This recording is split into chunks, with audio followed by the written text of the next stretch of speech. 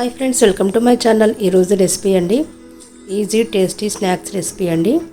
సొరకాయతో గుంట పొంగనాలండి. చిన్న ముక్క తీసుకున్నానండి. సొరకాయ పొట్టు తీసేసి తురుము పెట్టుకోవాలి. గింజలు ముదిరితే తీసేయండి.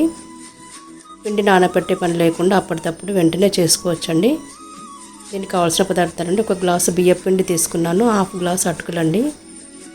అటుకులు ఏవైనా తీసుకోవచ్చండి, మందమి అయినా పల్చటి అయినా. ఈ విధంగా వాటర్లో వేసి తీయాలండి. అప్పుడు మెత్తగా అవుతాయి కదా. మిక్సీ జార్లో వేసుకోవాలి అటుకులని. దీంట్లోనే ఒక గ్లాస్ బియ్యం పిండి వేసుకోవాలి. మీ స్పైసీని బట్టి పచ్చిమిర్చి వేసుకోవాలండి. జీలకర్ర వేసుకోవాలి. కరివేపాకు వేసానండి. కొత్తిమీర ఉంటే వేసుకోండి, బాగుంటుంది. ఒక కప్పు పెరుగు వేసుకోవాలండి. కొంచెం వాటర్ వేసుకొని మెత్తగా గ్రైండ్ చేసుకోవాలి. ఈ పిండిని నానబెట్టాల్సిన అవసరం లేదండి, వెంటనే చేసుకోవచ్చండి. ఈ పిండినండి తురిమి పెట్టుకున్న సొరకాయలో వేసుకోవాలి. ఆనియన్ ఎక్కువగా వేసుకుంటే బాగుంటుంది. పిండి క్వాంటిటీ తక్కువ ఉండాలి, ఆనియన్ సొరకాయ ఎక్కువ ఉండాలండి. తగినంత సాల్ట్ వేసుకోవాలి.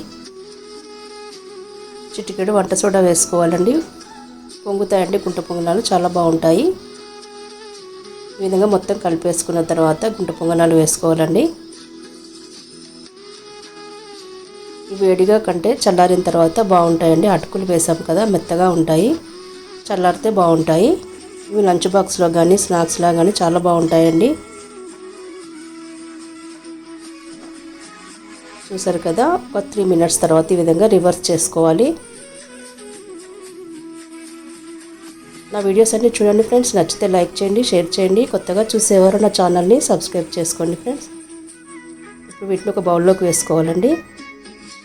ఏ చట్నీతోనైనా బాగుంటాయండి. చూసారు కదా ఎంత సాఫ్ట్గా వచ్చాయో. వీడియో మీకు నచ్చితే లైక్ చేయండి, షేర్ చేయండి. Thanks for watching. Bye friends.